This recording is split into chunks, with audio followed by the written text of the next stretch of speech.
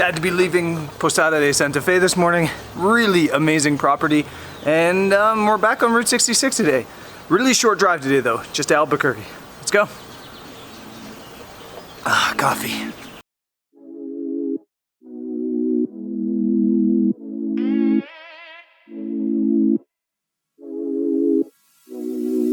We have too much stuff.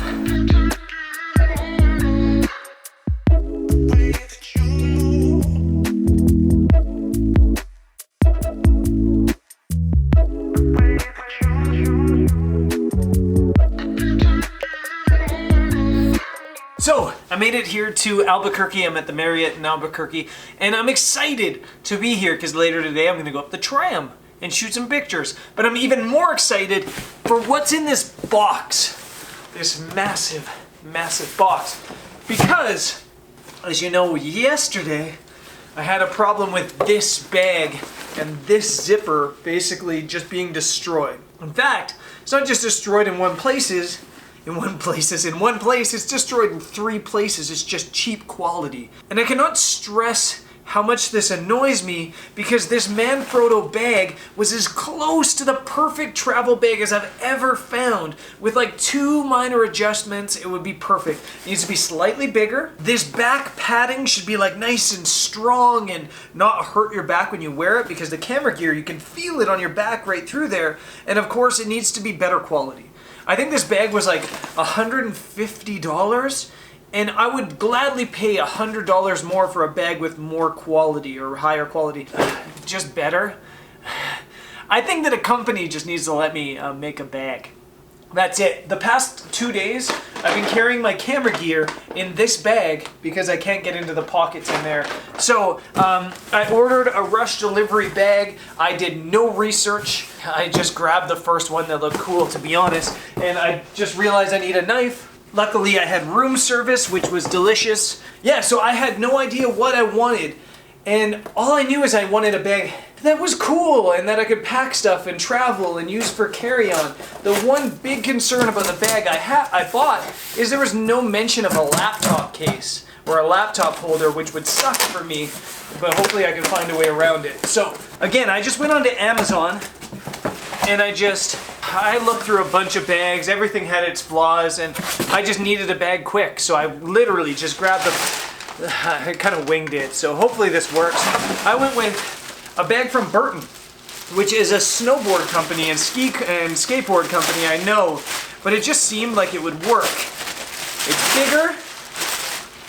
Oh, it's got beautiful back, beautiful straps. The quality of this bag looks fantastic, actually. This is called the Burton F-stop. It is their camera bag.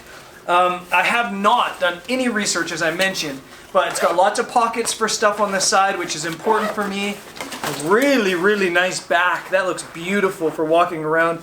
It's got a waistband to hold you in. A little bit chunky.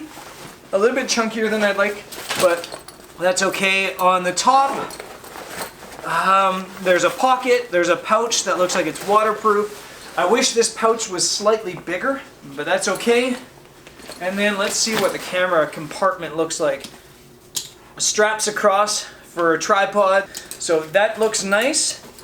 And then the gear part. I really like the back opening gear part of camera bags. So on the Manfrotto bag it was like it. It's not like that on this.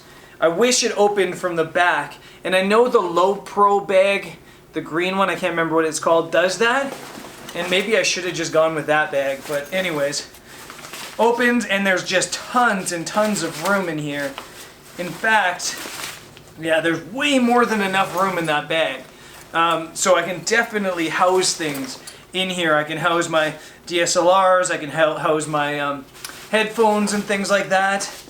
The one thing I'm seeing is there's no laptop space, which is super disappointing. They really could have built a laptop space right on the top of this bag. But that being said, when I travel, I rarely have my laptop in my bag unless I'm flying, and I feel like I could just drop my laptop right on the top of all my camera gear and close this up and it'll be totally fine. I could even throw down this flap and then put it there.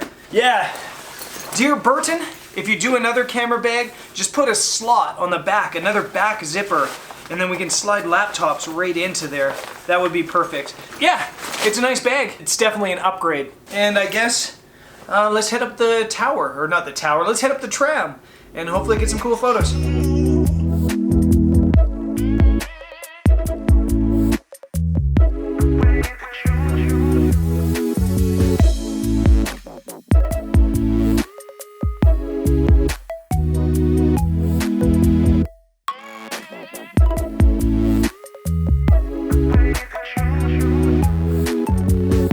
Two things. The first is that Burton bag's comfortable, man. I really like it.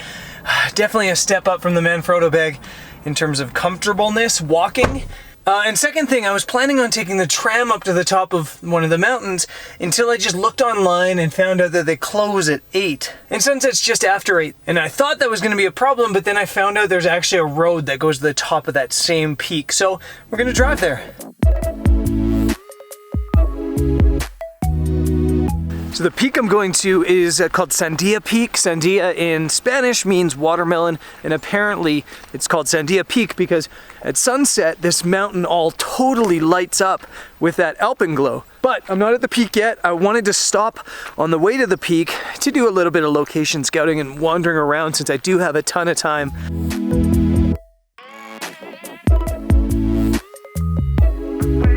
Wow, the views are crazy up here. I don't know why I wore flip-flops. I didn't think I was gonna be walking this much, but wow, this view is just unreal. Let me get around this corner. I'm puffing a bit because it's 10,000 feet up here. It's over 3,000 meters, I think. And yeah, this is the view.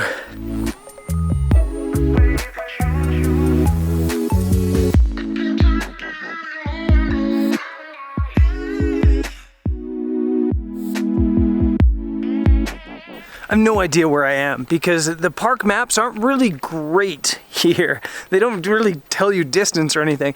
I know that there's a viewpoint ahead, so I'm gonna try one more hike on the way to the top.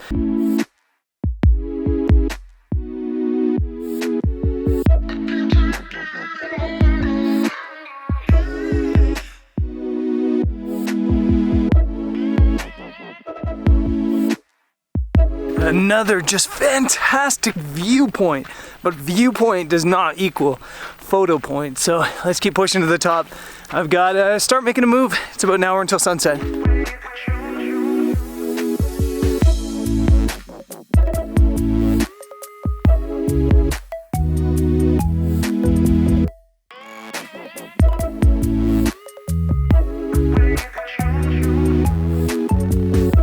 I kind of feel like an idiot. Down at the bottom it was 80 degrees, which is like 27 Celsius, and up here it's cold, 60 degrees. I don't know what that is, 14 degrees Celsius, and I'm in shorts, flip-flop, and a cat t-shirt from Japan. But I've got 30 minutes to try to find a composition before sunset, so let's go. Ridiculous as we look.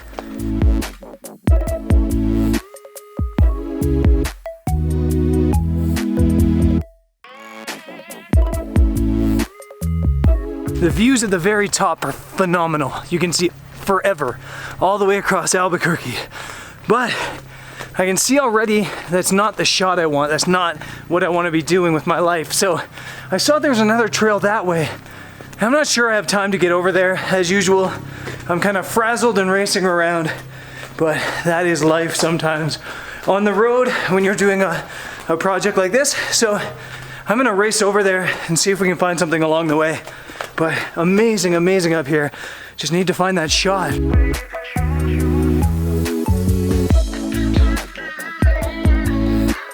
So I think the sky's about to explode. It already looks beautiful, but there's a big break on the horizon and lots of clouds. I think this is gonna be epic light. So I really wanna find a spot. There's all these trees along the edge that could be cool, but I don't know, man. It's just, I'm a little bit frazzled as I've been for like the past week.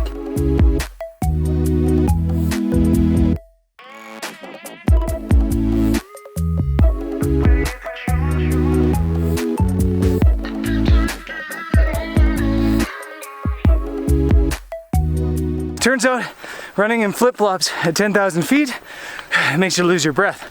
especially when you're out of shape. Now, I pushed on to the top, and I'm really, really glad I did. There was a couple really cool hero images that way, but I think there's some other shots this way that are gonna be even more impressive. Got this lonely tree, maybe a little bit distracting, but with this sky could look really cool. And then, let me run you up to the top.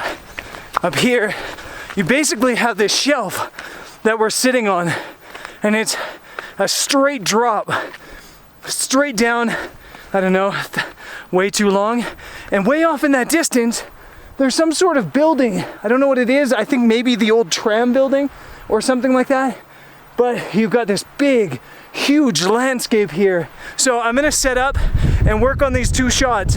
The tree right now where there's light in the sky, and then the hero image once the sun comes below the clouds and lights everything up.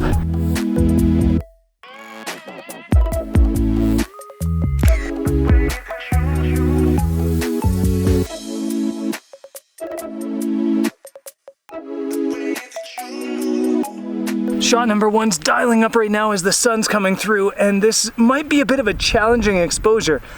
I'm shooting f/16 because I want a sun star, but because I'm shooting straight into the sun, I've also doubled up on filters. I've got a 3-stop hard grad and a 2-stop soft grad, and it looks like 0.8 seconds f/16, and I'm not getting enough sun star, but I think it looks cool.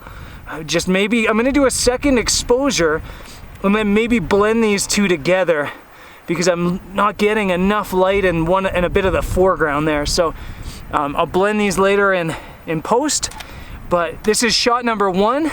I'm gonna do it, I wanna do this shot hero image style by putting myself on this ledge, but I'm wearing the most ridiculous outfit ever. Nobody hikes in this outfit. This is one of those situations that you should dress appropriately for your situation, especially if you have clients that you can sell images to. I just had no idea it was gonna be this epic up here, so massive fail on my part.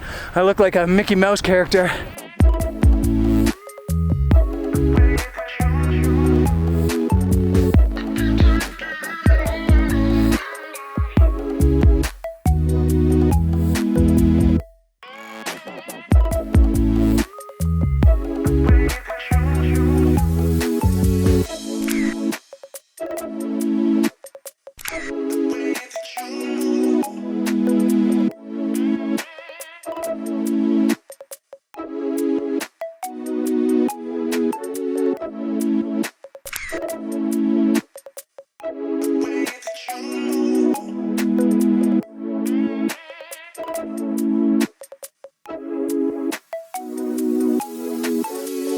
Couldn't get to shot 2 in time for the light, but that's okay. That first shot was fun enough that I don't even really care. Oh, this was good. 2 things. One, this place is awesome. If you ever come to Albuquerque, come up here. It's just so cool up here. I think there's probably hundreds of shots to make in this area. Absolutely beautiful. 2, this bag is awesome.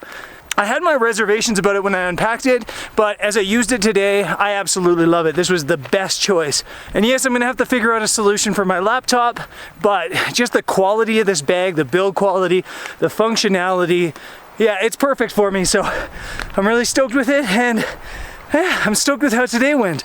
I'm gonna be looking forward to getting down from altitude a little bit. I'm such a baby at altitude, but yeah, phenomenal day.